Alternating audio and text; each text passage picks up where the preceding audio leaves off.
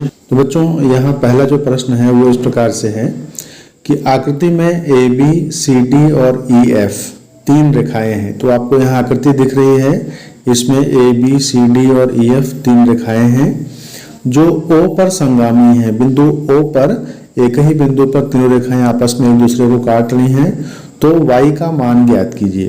तो यहाँ आपको देखिए कोण दिया गया है, कोण आपको दिया गया है ए ओ डी, ये है 2y के बराबर।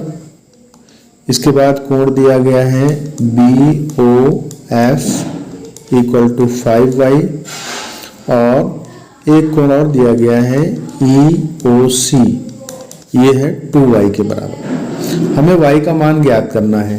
तो बच्चों यहाँ आप देख रहे हैं कि दो रेखाएं आपकी जो हैं वो शीर्षाभिमुख कोण बना रही हैं। कौन कौन सी रेखाएं हैं? ए बी और ई एफ शीर्षाभिमुख कोण बन रहे हैं, यानी कि कोण बी ओ एफ और कोण ई ओ ए, ये दोनों क्या हैं? शीर्षाभिमुख कोण हैं। तो यहाँ पर आप लिख सकते हैं चूंकि कोण बी ओ एफ बराबर कोण ई ओ ए है। क्या रीजन है इसका? ये शीर्षाभिमुख कोण है, शीर्षाभिमुख।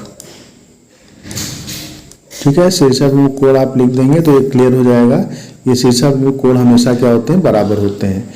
यानी कि जो बी ओ एफ है वो 5y है, तो हमारा ई ओ ए भी जो होगा ये 5y के बराबर हो जाएगा।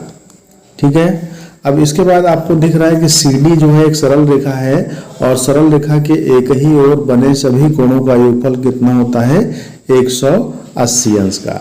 तो अब यहाँ पर आप लिखेंगे चूंकि कोण ए ओ डी प्लस कोण ए ओ ई प्लस कोण ई ओ सी, तीनों का योगफल कितना होना चाहिए? 180 अंश के बराबर। ए ओ डी आपको दिया गया है 2y के बराबर, ए ओ ई आपने अभी निकाला है ये 5y है, और ई ओ सी प्रश्न में दिया गया है 2y के बराबर। और तीनों का योगफल कितना हो जाएगा? 180 अंश के बराबर। तीनों का जोड़ कर लें, 5 और 2 7 और 2 9, 9y हो गए। 9y equal to 180 degree. तो यहाँ से y का जो मान मिलेगा वो क्या आ जाएगा? 180 अंश बट्टे 9। तो 180 में जब 9 का भाग देंगे तो क्या आएगा? y बराबर आ गया आपका 9 दूना 18 यानी 20 अंश।